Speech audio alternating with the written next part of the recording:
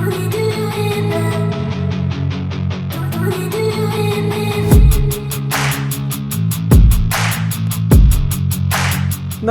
സാംസങ്ങിൻ്റെ Galaxy Z Fold 4 എന്ന premium smart ഫോണാണ് എൻ്റെ കയ്യിലിരിക്കുന്നത്. ഇത് സാംസങ്ങിൻ്റെ ഏറ്റവും എക്സ്പെൻസീവ് ആയിട്ട് വരുന്ന സ്മാർട്ട് ഫോണാണ്. എന്തുകൊണ്ടാണ് ഈ ഒരു ഫോൺ ഇത്ര എക്സ്പെൻസീവ് ആവുന്നതെന്ന് വെച്ചാൽ ഇതൊരു സ്മാർട്ട് ഫോൺ മാത്രമല്ല, ഇതൊരു മിനി ടാബായിട്ട് നമുക്ക് യൂസ് ചെയ്യാൻ സാധിക്കും. കാരണം ഇതിനകത്ത് വരുന്നത് ഒരു ഫോൾഡബിൾ ഡിസ്പ്ലേ ആണ്.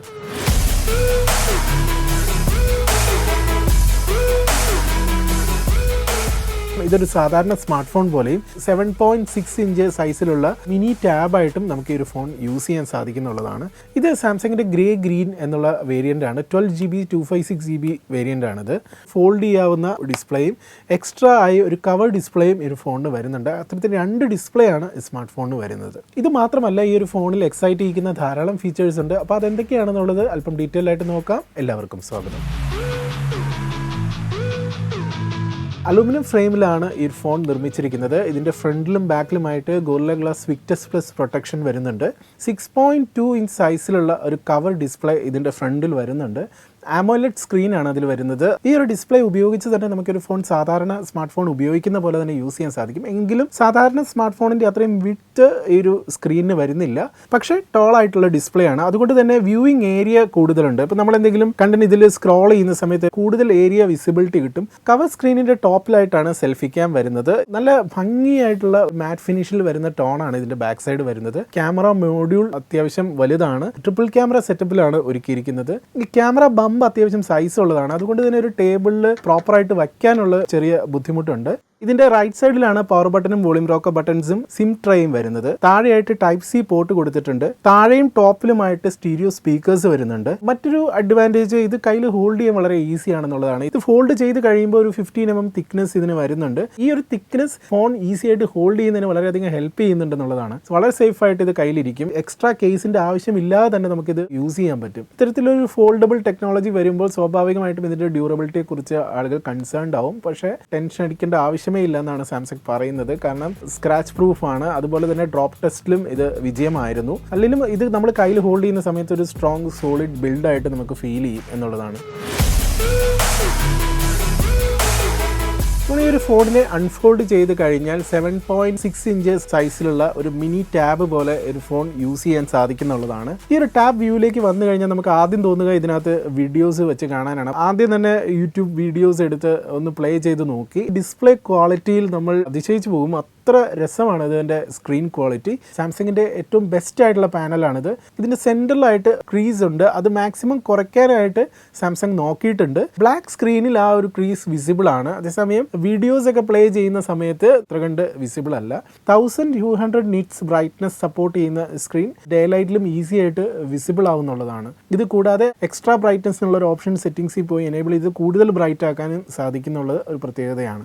ഈ സ്ക്രീനിൻ്റെ റൈറ്റ് പോർഷനിൽ അണ്ടർ ഡിസ്പ്ലേ ആയിട്ട് സെൽഫി ക്യാം കൊടുത്തിട്ടുണ്ട്. 4 MP ഒരു സെൽഫി ക്യാം ആണ് അതിൽ വരുന്നത്. അണ്ടർ ഡിസ്പ്ലേ സെൽഫി ക്യാം ആയതുകൊണ്ട് തന്നെ നമ്മൾ വീഡിയോസ് കാണുന്ന സമയത്ത് നമുക്കിത് അത്ര കണ്ട് വിസിബിൾ അല്ല. എങ്കിലും ശ്രദ്ധിച്ച് നോക്കി നമുക്കൊരു ചെറിയ ഡോട്ട് പോലെ കാണാൻ സാധിക്കും. നമ്മൾ ക്യാമറ യൂസ് ചെയ്യുന്ന സമയത്ത് അത് കൂടുതൽ വിസിബിൾ ആയിട്ട് വരികയും ചെയ്യും. ടാബ് ഒപ്റ്റിമൈസ്ഡ് ആയിട്ടുള്ള വോയിസ് ആണ് സാംസങ് ഇതിൽ കൊടുത്തിരിക്കുന്നത്. ആൻഡ്രോയിഡ് 12L ബേസ്ഡ് ആയിട്ടുള്ള 1UI 4.1 ആണ് ഇതിൽ യൂസ് ചെയ്യുന്നത്. ആദ്യമായിട്ടാണ് സാംസങ് ഫോൾഡബിൾ സീരീസിൽ ടാബ് ഒപ്റ്റിമൈസ്ഡ് ആയിട്ടുള്ള വോയിസ് ഉപയോഗിക്കുന്നത്.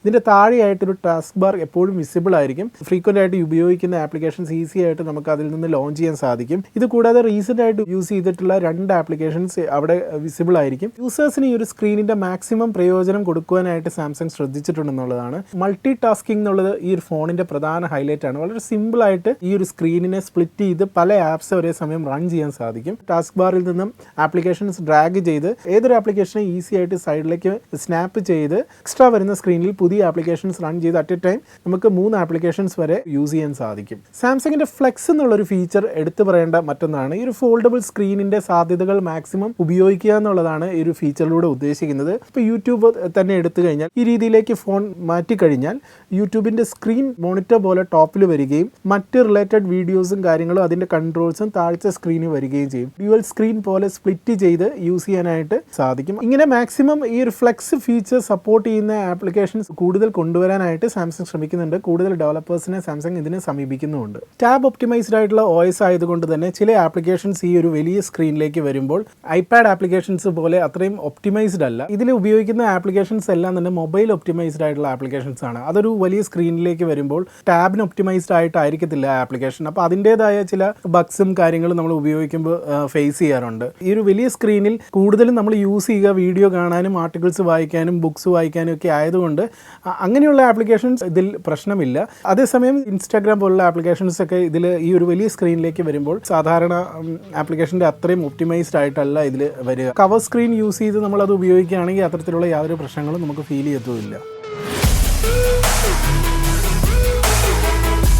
മറ്റൊന്ന് പറയേണ്ടത് ഇതിൻ്റെ ഒരു പെർഫോമൻസിനെ കുറിച്ചിട്ടാണ്. സ്നാപ്ഡ്രാഗൺ 8 Gen 1 പ്രോസറാണ് യൂസ് ചെയ്തിരിക്കുന്നത്. അതൊരു 4 നാനോമീറ്റേഴ്സ് പ്രോസറാണ്. 12 GB റാമിലാണ് ഫോൺ അവൈലബിൾ ആയിട്ടുള്ളത്. റാം പ്ലസ് ഫീച്ചർ വഴി ഫിസിക്കൽ സ്റ്റോറേജിൽ നിന്നും അഡീഷണൽ മെമ്മറി ആഡ് ചെയ്ത് ഇൻക്രീസ് ചെയ്യാനുള്ള ഓപ്ഷൻ ഉണ്ട്. UFS 3.1 സ്റ്റോറേജ് സ്പെസിഫിക്കേഷനാണ് കൊടുത്തിരിക്കുന്നത്. അപ് ടു 1 TB വരെ നമുക്ക് സ്റ്റോറേജ് വിവിധ വേരിയന്റിലായിട്ട് ലഭിക്കും. ഇപ്പം എൻ്റെ കയ്യിലിരിക്കുന്ന ഫോൺ 256 GB വേരിയന്റിൻ്റെതാണ്. പെർഫോമൻസ് എടുത്ത് പറയേണ്ടതാണ്. വളരെ സ്മൂത്തായിട്ടാണ് OS വർക്ക് ചെയ്യുന്നത്.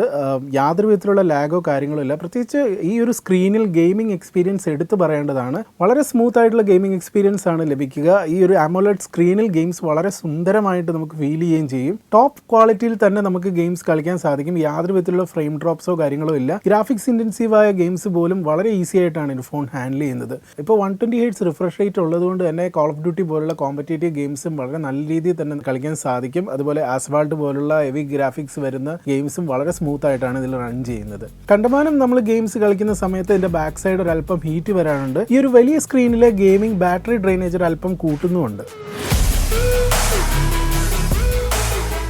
ഇതിൽ സെക്യൂരിറ്റി ഫീച്ചേഴ്സിനും യാതൊരു കുറവും സാംസങ് വരുത്തിയിട്ടില്ല. ഫിംഗർ പ്രിന്റ് സെൻസറും ഫേസ് അൺലോക്ക് പോലെയുള്ള ബയോമെട്രിക് സെൻസറുകൾ ഇതിൽ ഉൾപ്പെടുത്തിയിട്ടുണ്ട്. സൈഡ് മൗണ്ടഡ് ആയിട്ടാണ് ഫിംഗർ പ്രിന്റ് സെൻസർ വരുന്നത്. പവർ ബട്ടണിൽ ഫിംഗർ പ്രിന്റ് രജിസ്റ്റർ ചെയ്ത് അൺലോക്ക് ചെയ്ത് യൂസ് ചെയ്യാൻ സാധിക്കും. വളരെ ഫാസ്റ്റ് ആയിട്ടുള്ള റെസ്പോൺസീവ് ആയിട്ടുള്ള ഫിംഗർ പ്രിന്റ് സെൻസറാണ്. ഇതിന്റെ രജിസ്ട്രേഷൻ നമ്മൾ തമ്പ് രജിസ്റ്റർ ചെയ്യുമ്പോൾ സാധാരണ ഒരു ഫോണിൽ നിന്നും വളരെ ഫാസ്റ്റ് ആയിട്ട് ഇത് രജിസ്റ്റർ ആവുന്നതായിട്ട് കാണാം. അതുകൂടാതെ തന്നെ ഫേസ് അൺലോക്കിന് വേണ്ടി ഫേസ് രജിസ്ട്രേഷനും വളരെ ഈസി ആയിട്ട് നമുക്ക് ചെയ്യാൻ പറ്റും. അതുപോലെ സ്റ്റീരിയോ സ്പീക്കേഴ്സ് ആണ് ഇതിൽ വരുന്നത്. ഇതിന്റെ രണ്ട് സൈഡിലായിട്ടാണ് സ്പീക്കേഴ്സ് വരുന്നത്. അത്യാവശ്യം ലൗഡായിട്ടുള്ള ഓഡിയോ ക്വാളിറ്റി സ്പീക്കേഴ്സ് നൽകുന്നുണ്ടെങ്കിൽ പോലും ആ ഓഡിയോ ഡെപ്ത് അല്പം കുറവുള്ള പോലെ തോന്നുന്നുണ്ട്.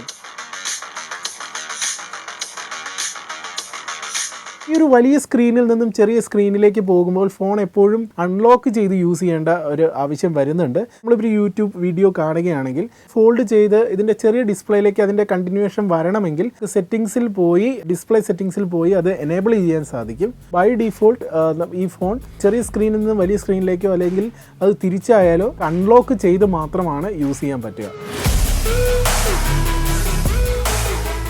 50 മെഗാപിക്സൽ ബാക്ക് ക്യാമറയാണ് ഗാലക്സി Z Fold 4 കൊടുത്തിരിക്കുന്നത്. ഇത് കൂടാതെ 10 മെഗാപിക്സലിൻ്റെ ടെലിഫോട്ടോ ലെൻസും 12 മെഗാപിക്സലിൻ്റെ അൾട്രാ വൈഡ് ക്യാമറയും കൊടുത്തിരിക്കുന്നു.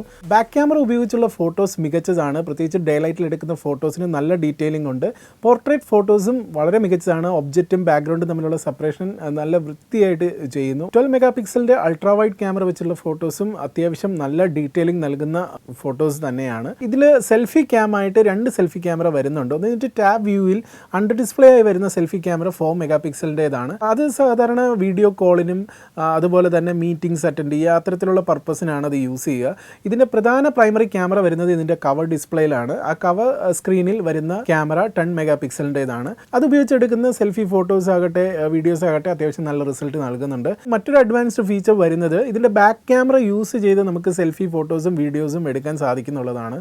ഇതിൻ്റെ കവർ സ്ക്രീനാണ് പ്രിവ്യൂ സ്ക്രീനായിട്ട് വരിക. അപ്പോൾ വീഡിയോ വ്ളോഗേഴ്സിനൊക്കെ സംബന്ധിച്ച് മികച്ച വീഡിയോ സ്വന്തമായി എടുക്കാനായിട്ട് ഈ ഒരു ഫീച്ചർ ഹെൽപ്പ് ചെയ്യും. അതുപോലെ ബാക്ക് ക്യാമറ ഉപയോഗിച്ചുള്ള ഫോട്ടോസ് ആകുമ്പോൾ സ്വാഭാവികമായിട്ട് അതിൻ്റെ റിസൾട്ട് കൂടുതലായിരിക്കും. അപ്പോൾ അത്തരത്തിൽ മികച്ച സെൽഫി ഫോട്ടോസും ഈ ഒരു ക്യാമറ ഉപയോഗിച്ച് എടുക്കാൻ സാധിക്കും.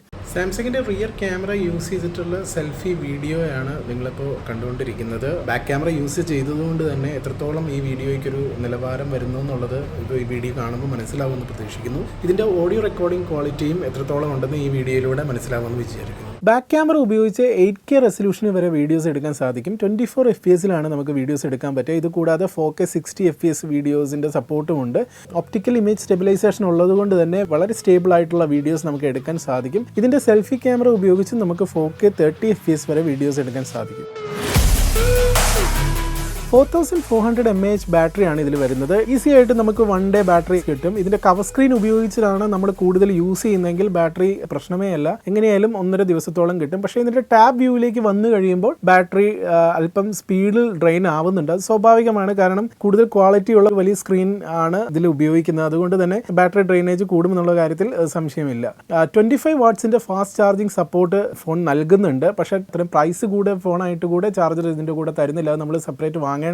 അതുപോലെ തന്നെ 15 വാട്ട്സിന്റെ വയർലെസ് ചാർജിങ് ഈ ഫോൺ സപ്പോർട്ട് ചെയ്യുന്നു എന്നുള്ളത് മറ്റൊരു എടുത്തു പറയേണ്ട ഫീച്ചറാണ്. 4.5 വാട്ട്സിന്റെ റിവേഴ്സ് വയർലെസ് ചാർജിങ്ങും ഈ ഫോൺ സപ്പോർട്ട് ചെയ്യുന്നുണ്ട്. അപ്പോൾ നമ്മുടെ കയ്യിൽ എന്തെങ്കിലും ഒരു വിയർബ് ഗാഡ്ജറ്റ്സ് ഉണ്ടെങ്കിൽ ഈ ഫോൺ ഉപയോഗിച്ച് അതിൽ ചാർജ് ചെയ്യാനായിട്ട് സാധിക്കും. അതൊരു നല്ല ഫീച്ചറാണ്.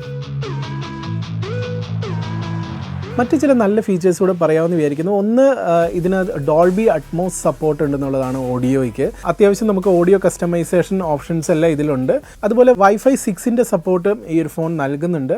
സാംസങ്ങിൻ്റെ ഡെക്സ് എന്നുള്ളൊരു ഫീച്ചർ, അത് വയർലെസ് ഡെക്സ് സപ്പോർട്ട് ഇതിൽ നൽകുന്നു എന്നുള്ളതാണ്. സാംസങ് ഡെക്സ് കൊണ്ട് ഉദ്ദേശിക്കുന്നത് നമുക്ക് ഈ ഒരു ഫോണിനെ TV-യിലേക്കോ ഒരു കമ്പ്യൂട്ടർ മോണിറ്ററിലേക്കോ പെയർ ചെയ്ത് ഡെസ്ക്ടോപ്പ് PC ഉപയോഗിക്കുന്ന പോലെ തന്നെ ഈ ഒരു ഫോണിനെ യൂസ് ചെയ്യാൻ പറ്റുന്നു എന്നുള്ളതാണ്. അത് സാംസങ്ങിൻ്റെ വളരെ അഡ്വാൻസ്ഡ് ആയിട്ടുള്ള മികച്ച ഒരു ഫീച്ചർ. നേരത്തെ അത് കേബിൾ യൂസ് ചെയ്ത് മാത്രമേ യൂസ് ചെയ്യാൻ പറ്റുമായിരുന്നുള്ളൂ. ഇപ്പോൾ വയർലെസ് ഡെക്സ് ഫീച്ചറും സാംസങ് ഇതിൽ കൊണ്ടുവന്നിരിക്കുന്നു.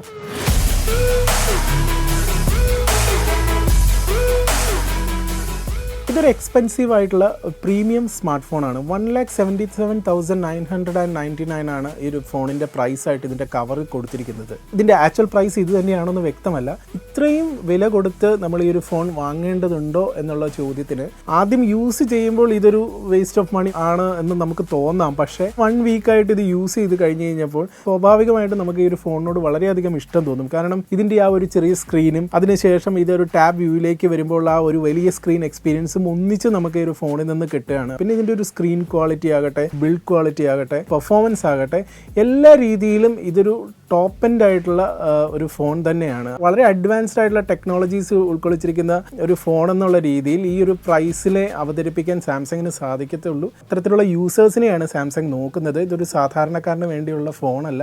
മികച്ച സാങ്കേതിക വിദ്യ, മികച്ച പെർഫോമൻസ്, മികച്ച ഡിസ്പ്ലേ, എല്ലാ രീതിയിലും സമന്വയിപ്പിച്ചിട്ടുള്ള ഫോൺ ആയതുകൊണ്ട് തന്നെ ഈ ഒരു പ്രൈസ് വരുന്നതിൽ അത്ഭുതപ്പെടാനില്ല.